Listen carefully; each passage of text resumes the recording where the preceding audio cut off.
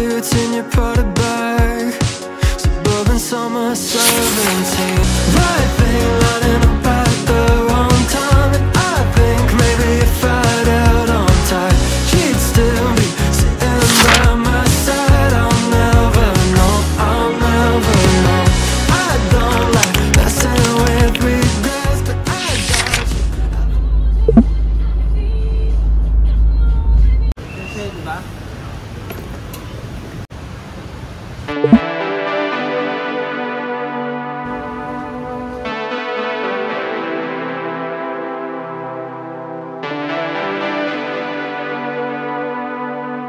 Guys, welcome back to another travel vlog. So we're back again here at NAIA Terminal 3. Meron tayong spontaneous trip again to Japan together with my friends. Sa Tokyo kami this time kasi nung January sa Osaka tayo with Aline.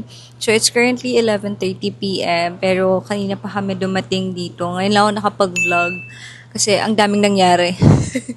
As in, ang lagari ni sis, ganyan. Anyway, so dumating kami mga around 9:15 p.m. Hinatid lang ulit kami ni Kuya Max, kami ni Jella.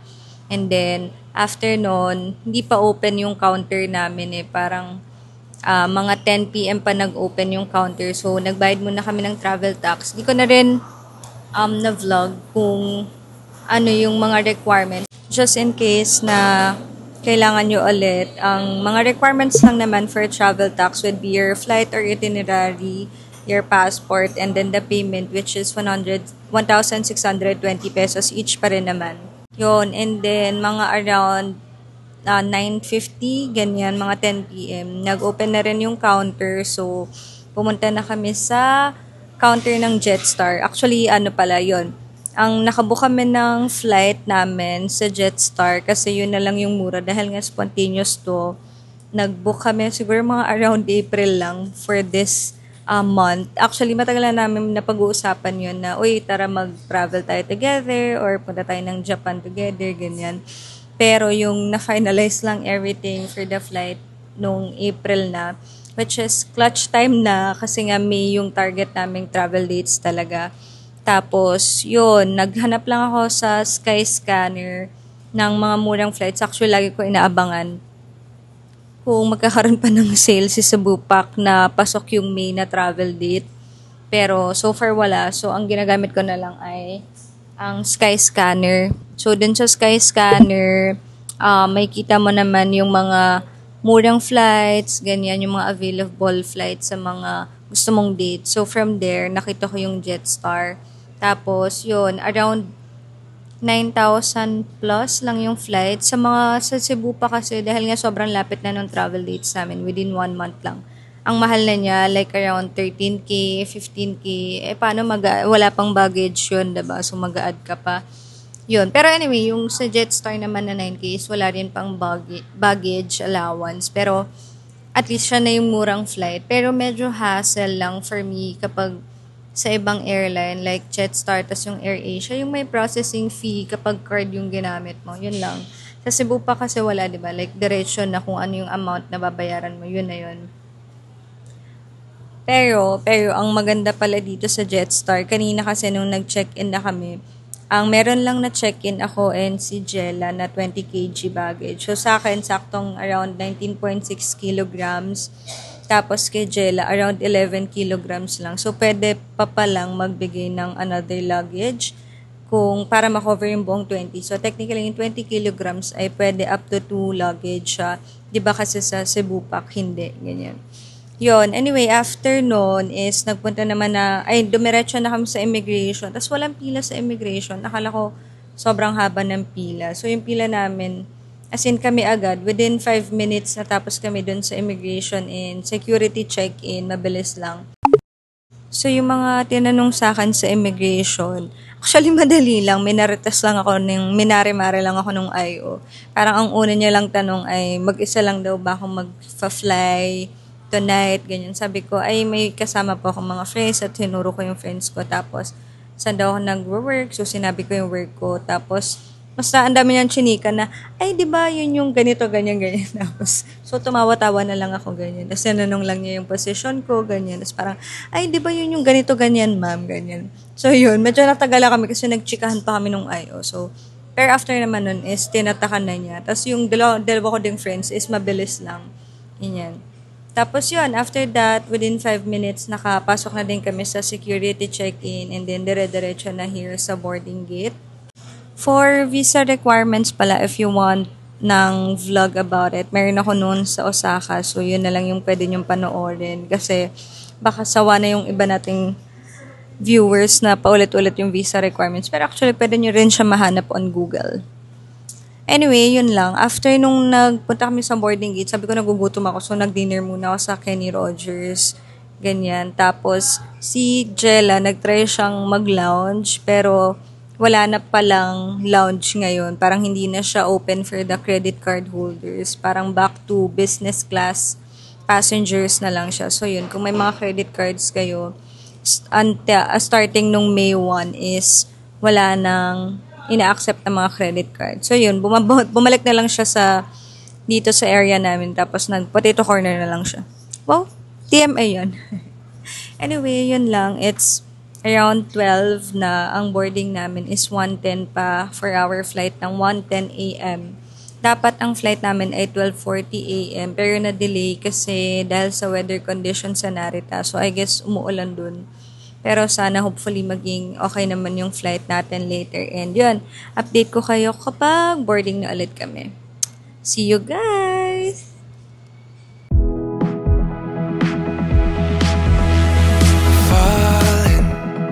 You look away while I'm falling. You take your time while I'm calling. Oh, what a way to waste my time. But never mind, 'cause I'm all in. I knew from the start I was all in. With a heart about to trying to say it.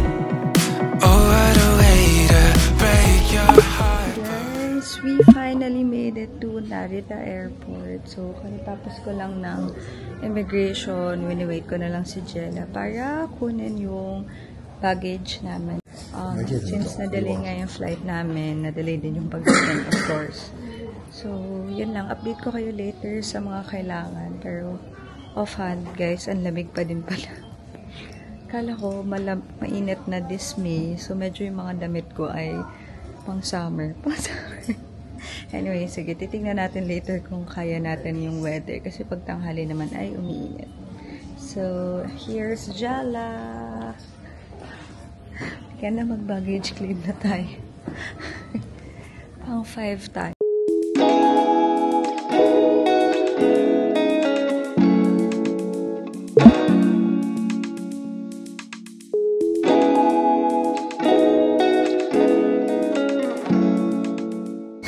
Magte-take lang kami ng limousine bus to Terminal 2.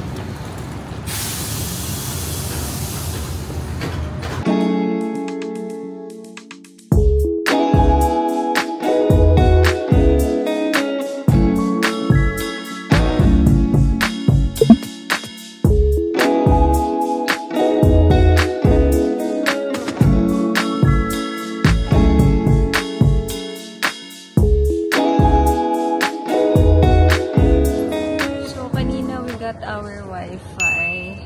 Nagbinok ko from Klook. So, kakabit ko na muna siya bago kami maghiwa-hiwalay. Para mabuhay ako mag-isa. Ako hindi ako. Meanwhile, Hindi ako mabubuhay. bahala ka dyan.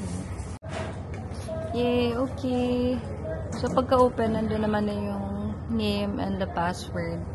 So, connected na ako agad. Okay, so while waiting for Steffi, kasi nag-i-withdraw siya ng ATM, ako may money na, nagpapalit na ako sa Philippines. Si Jella, may pera din siya. Nagpapalit ka ba? Yes. O, yan pa yung mga before mo? Ang before. Yan. So, from kanina na bumaba tayo ng airplane, nag-limousine lang going to the arrival. Tapos, mabilis na lakad lang. Then, immigration na agad. Tapos, pag-claim ng baggage. Tapos, after that, paglabas mo nung mismong arrival is nandun na yung wifi. Kanina yung nakita natin yung J Wi-Fi X Global. Nabilis lang. Actually, hindi overwhelming yung airport nila unlike din sa Kansai Airport na naliligaw ako lagi kung saan kukunin yung wifi. Tapos, yun, ang inabot ko lang doon is yung passport tsaka yung QR voucher mo from Klook doon sa wifi. Then, after that, nag-shuttle kami going to Terminal 2. Kasi kinuha ni Jella yung Tokyo Wide Pass niya na gagamitin niya for 3 days. Yun. So, after na to, mag-train na lang kami going to Asakusa. Yun yung nakita ko sa Japan Travel App. Tapos, doon na kami maghihiwa-hiwalay. Kasi ang trip na ito ay semi-solo trip. We have different itineraries per day. Pero, magkikita kami ni Jella ng last day for the Harry Potter. So, yun lang guys. Welcome to Tokyo. Yeah. Ay. Yan. Ay, nakalimutan ko sabihin na kailangan pa rin yung QR code from Visit Japan Web. So, before kayong mag-travel, best to do the QR code. Best to fill up the QR code na para hindi na kayo ma-hassle pagdating dito kasi hinahanap talaga siya. But either way, kung di naman kayo naka-QR code sa website ay pwede by paper. But yun nga, para less hassle is mag-fill out na kayo nung pang QR code for Visit Japan Web para tuloy-tuloy lang, smooth lang. Actually, halos 5 minutes lang yung pila naman. Hindi ganun karami given na Golden Week ngayon or baka nauna na yung mga ibang tourists nung ibang araw. But yun lang.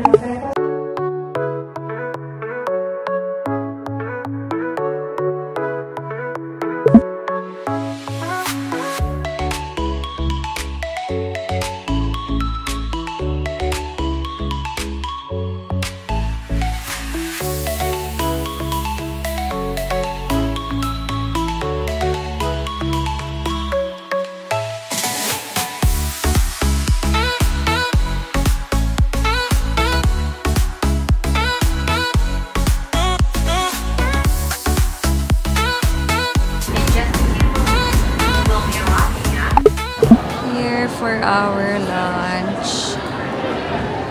And open na sila ng 10 a.m. And buti open sila ngayong Golden Week.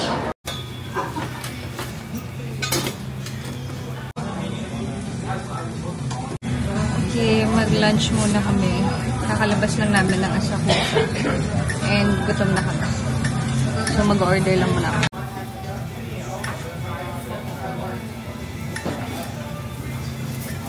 Okay, I will order short cake slice at medium dahil gutom na ako.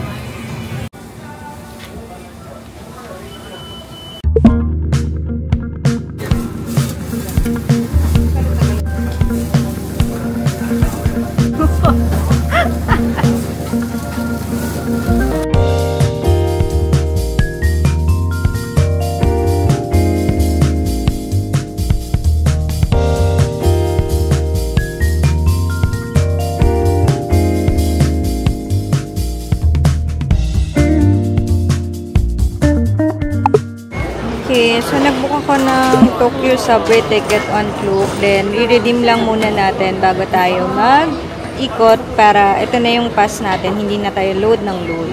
So, it's only 447 pesos. Okay, here pala. So, take your tickets here. Tapos, scan nyo lang tong Klook.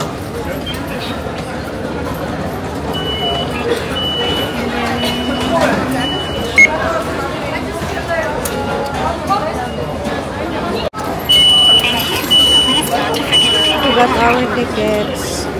Okay guys, finally, sumakses tayo.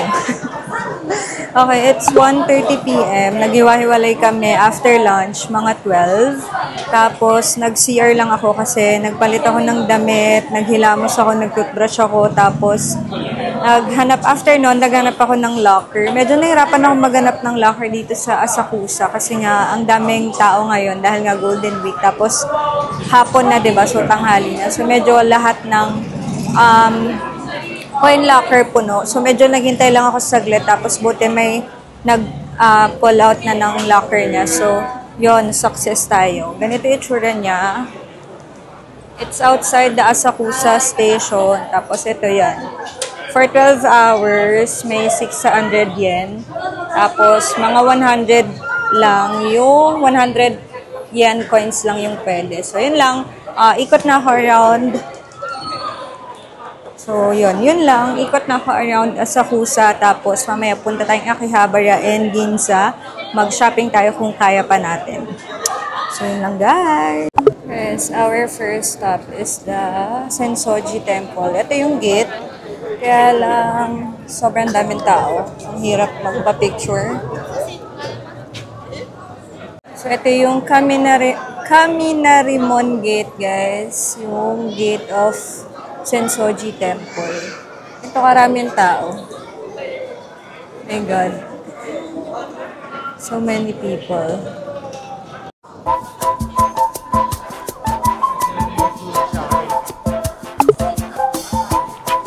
And then, pagka-enter mo, ito na pala yung Nakamise Shopping Street. So, halo-halo siya, guys. May souvenir, food.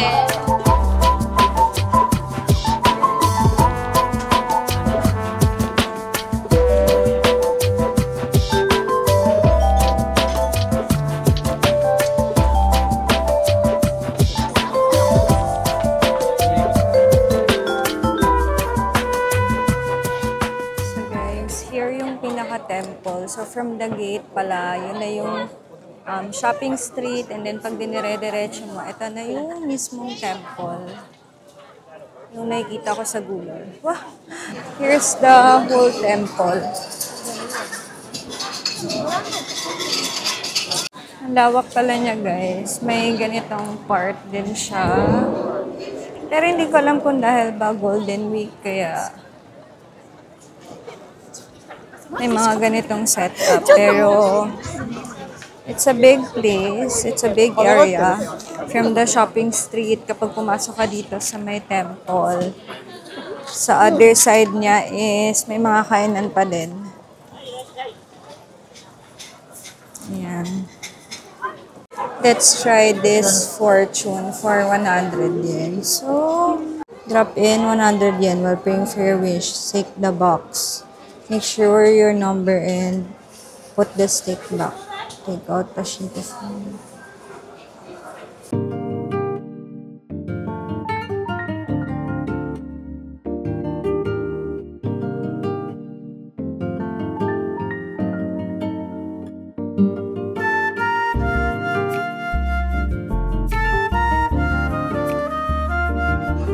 Ay, ang ganda.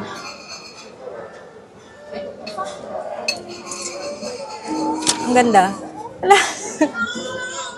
Teka lang. Sabi niya, you can make and get your fortune after so many difficulties, like to pass over the monotonous hard zone. Then you can meet the delightful face with smile like colorful flowers. Aww.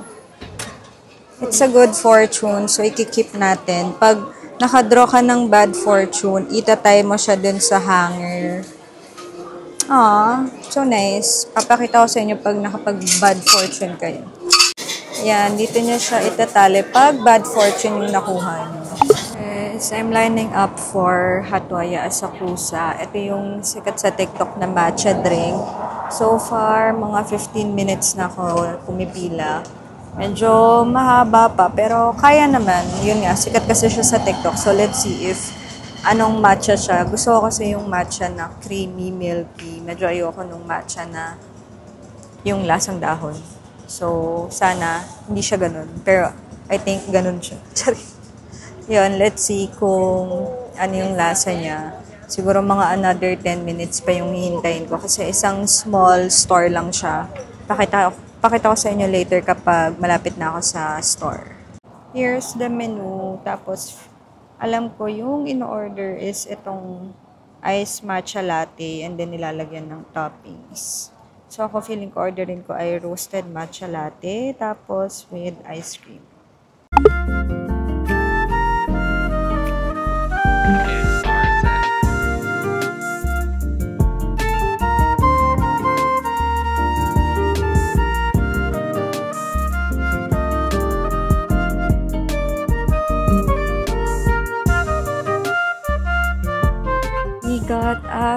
matcha latte with matcha ice cream. It's for 1,300 yen. Yung pinaka-matcha, roasted matcha is 900 yen. Tapos yung ice cream is 300? 400? Anyway, nag-walk ako going to the Sumida River. Parang park siya. Malapit lang siya here. Tapos may view siya ng Tokyo Tower. So, yun. Doon lang muna ako magstay habang iniinom tong matcha latte natin. And then, we'll go to Ginza. Inisip ko kung Akihabara muna or isisingit ko na lang siya tomorrow. Hindi ko alam. Pero, kailangan ko mag-Ginza kasi kailangan ko mag-GU. Kasi, bibila ko ng mga ibang damit. This is the Tokyo Tower. Yan. Kita siya from here sa Sumida River. Okay, so guys, tinikman ko na siya.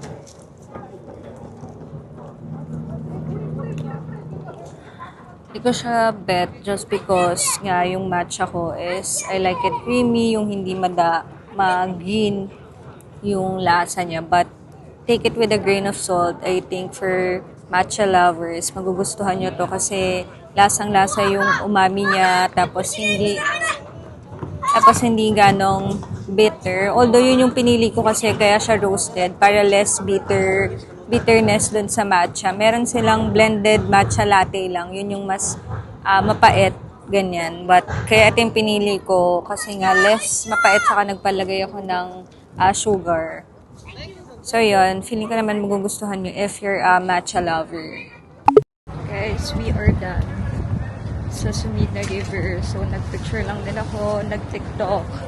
Ngayon, babalik ako sa Asakusa Station kasi dun yung Ginza line. Dun yung papunta sa Ginza. Dahil magsha-shop na tayo for Muji, GU, Uniqlo, kung ano man yung makita natin dun. Magsha-shop ako sa GU kasi wala akong pambahay na naipak. Anyway, it's anong oras na to? Mag-4? And medyo lumalamig paghapon. Kaninang tanghali, kaya ko pa yung walang jacket. Pero feeling ko mamaya magja-jacket na ako.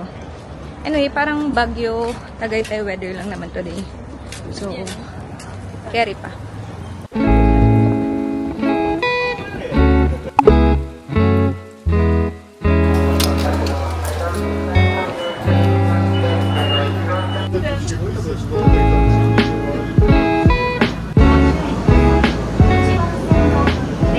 We are out the Ginza Station and ito na ang bumungad sa atin. This area is known for luxury brands, mga high-end shopping. So, ayan agad. Oh, ano ito ko? Sige nga, pasok tayo. Sure lang, di ako pumasok sa Onitsuka kasi parang damit yung nandun. Anyway, hanapin natin yung mga shoes. Alam niyo ba guys, yung mga pinupuntahan ko ngayon, hindi ko pa siya napuntahan nung first time natin na nag-Tokyo kasi ewan ko, parang Mount Fuji, Team Love, mga ganun lang yung napuntahan natin. So ngayon, ina-explore ko yung mga hindi ko pa napuntahan. And ito, yung kanina, yung Asakusa, tapos ngayon yung Ginza. Okay, first stop is Muji. Let's go. Sila ay tax-free din, guys. So, saan tayo?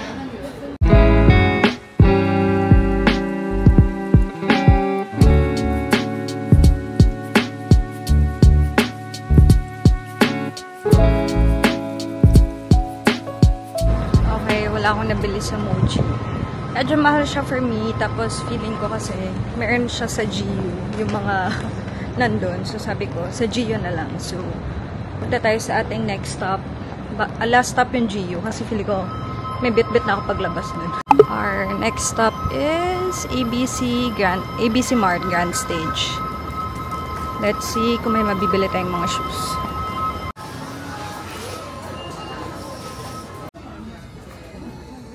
Wala na yung mga Vomero na gusto ko.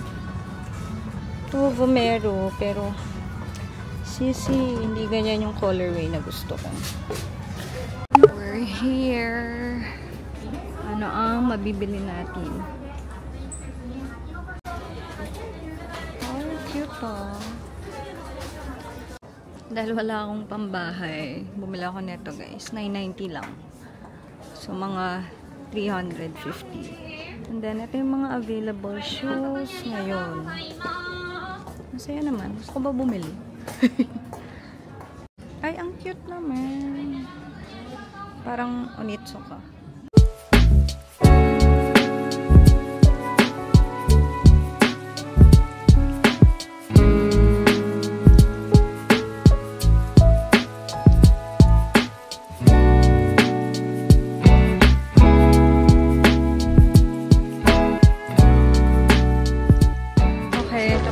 Mag-GU. Nagtingin lang din ako sa Uniqlo pero wala akong natipan. Nagustuhan. And yun nga, feeling ko di ako makakabot nung tax-free. So wala na rin akong binili. And then, bumaba ako saglit sa may supermarket. Check ko sana kung meron yung food. Yung naka-discount na ganyan. Kaso, hindi ko siya mahanap. Sabi ko, balik na lang ako sa hotel. Baka mag-Family Mart or 7-Eleven na lang ako for dinner. Para makabili din ako ng coffee for tomorrow. Yun lang. Update ko kayo kapag nasa train na tayo. Guys, pabalik ng hotel. Kailangan kong mag-transfer to JR. So, nag-purchase ako ng additional ticket. Kasi yung Tokyo Subway bawal din. So, tara.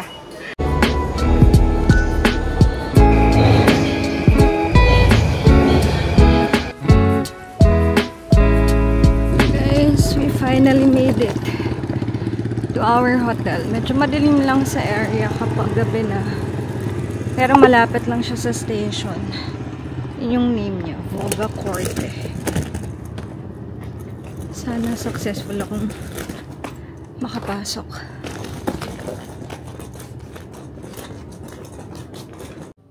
Guys, we finally made it to the hotel! Mamaya na yung room tour. Pero ito lang yun. Here's the bed. Here's the bed. Finish. Here's the curtain. Here's the wall. Here's the wall. May maliit tayong TV. To be fair, maluwag siya. No? In fairness, sa maleta. Like, kasyang, For Japan, oo, i-open yung maleta, tapos may mga upuan. Nagplansya pa nga ako. Tapos na. As in, plancha. Ah, may plancha. Tapos, ito siya, may kitchen. And microwave.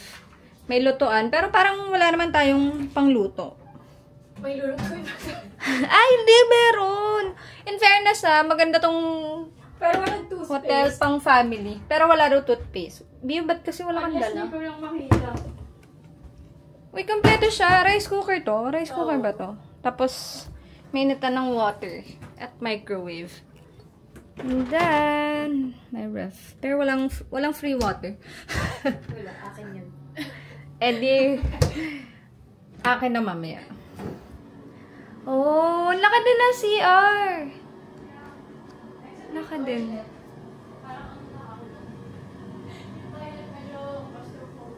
Tapos, may washing machine. Pero wala naman akong ilalaba. Wait. At mag-toilet. Asan ba? Ito? Ha? Ay, ito! Ay! Guys, ito na yung toilet. Tsaka parang yung amoy magsi-circulate lang. Ito ay cabinet. Oh, may towel? Yeah. Okay, very good. Kasi wala akong towel. Ang daming plancha. May isa pa doon. Ay, okay. Guys, finally, we made it to the hotel. Time check, it's 11:30 p.m. Pero kanina pa ako dumating, mga 10:30 p.m. Pero pagdating ko, wala, nagpahinga lang ako, tapos nagkwentuhan pa kami ni Jella sa aming escapades. Yung mga struggle ng day one. Anyway, nag-dinner ako, bumili na lang ako sa may 7-Eleven, sa may Asakusa, nung kinuha ko yung luggage ko sa coin locker. But, ayun, recap ng mga ganap dahil ang daming nangyari today. from the airport kanina, mabilis lang. Tapos, as in, paglabas mo ng arrival, nandun agad yung wifi. Hindi siya overwhelming katulad nung sa Kansai Airport na sobrang laki nung arrival area. So, after that, sa Terminal 3, pumunta lang kami ng Terminal 2 para kunin ni Jella yung Tokyo Wide Pass niya. At saka na problema siya ng eSIM niya. Anyway, basta na-survive naman namin siya hanggang makarating kami sa Asakusa. Tapos, ang struggle lang doon ay after nung lunch namin, plan kasi namin na mag-iwan ng mag-iwan nga ng luggage sa locker. But dahil Golden Week at ang daming tao, ang hirap makahanap ng coin locker. Parang ang tagal ko bago sumakses sa coin locker na yan. Tapos, nung nakahanap na ako doon, nakapag-ikot naman ako sa Asakusa, but sobrang daming tao ko. Basta pag nakita niyo yung mga videos doon. Tapos, so nagpicture-picture lang ako doon. Tapos, after noon, pumunta na tayo sa may Hatoya, Asakusa. Nakita ko lang din yun sa TikTok. Tapos, good to try siya sa mga matcha lover. Yun talagang totoong nagmamatcha, ganyan. Kasi lasang umami siya. Medyo lasang green, lasang lupa, ganun. So, push nyo na yun. Kahit na medyo may pila, mga 20 minutes. And then, nag-chill na lang ako after sa Sumida River. Tapos, pumunta na ako ng Ginza doon. Medyo shopping area siya, mga luxury brands, ganyan. Pero mga pinuntahan ko lang yung Muji, GU, Uniqlo, ganyan. Tapos nag-shopping konti sa GU. Medyo hindi ko na rin kayo na-vlog doon kasi ang hirap mag-shopping ng maraming dala at vina-vlog. Tapos, after nun, bumalik na ako sa Asakusa kasi nga doon ko iniwan yung maleta ko for the coin locker. Saglit lang naman siya, like mga 20 minutes train ride lang. Ganyan. Kaso nag-debate pa ako kung magde-dinner ako sa Asakusa kasi nakakita ako ng Ichiran. Kaso ang haba ng pila, so baka abutan ako ng 12 bago ako makarating dito. Hindi pa kami nakakapag-check-in. Like nauna si Jel lang mag-check-in dito, ganyan. So, ang ginawa ko, bumili na lang ako sa Family Mart ng food, tapos yung creme brulee, yay! Pag nandito kayo guys, bumili kayo ng creme brulee. Tapos, yun na, sumakses naman ako sa pagkadating dito sa hotel. Medyo malayo siya, 1 hour away pa siya from Asakusa. Hindi kasi siya sa mga sikat na areas, like yun nga yung mga Ueno, Asakusa, Shinjuku, Shibuya. Medyo provincia levels yung neighborhood dito. Pero okay naman kasi nga given na Golden Week, ang mahal talaga lahat ng hotel. Tapos, medyo late na kami nag-book ng hotel. Tsaka good for its price siya. If makikita niyo yung hotel room, yung hotel room tour natin, maluwag siya. Like, kaya namin i-open yung mga maleta namin, may kitchen kami. Parang siya Airbnb. Though, struggle lang daw sa pag-check-in kanina ni Jella kasi nga nauna siya. Tapos, walang front desk, kaya hindi kami makapag-iwan ng luggage dito. But, yun, kung group kayo, friends, family, pwede na rin dito kasi nga, hindi siya ganun kamahal. Tapos, maluwag pa siya. Tapos, may malapit na 7-Eleven pala dito. Bumali pa ako sa may Asakusa. Anyway, yun lang. Magpapahinga lang ako. Tapos, magsha-shower na din kasi nga, ang pag-aayos ko kanina ay sa CR lang. Nagpalit lang ako ng damit kanina and nag-toothbrush. So, ngayon, maliligo na ako para makapagpahinga na tayo. So, tomorrow is another day, another struggle sa mga train at sa maraming turista. But, I hope na-enjoy nyo yung pagpunta natin dito sa Japan at sa day 1 natin. See you guys tomorrow. Bye! But your parents came in the quarter sack, leaned back in a leather clad seat.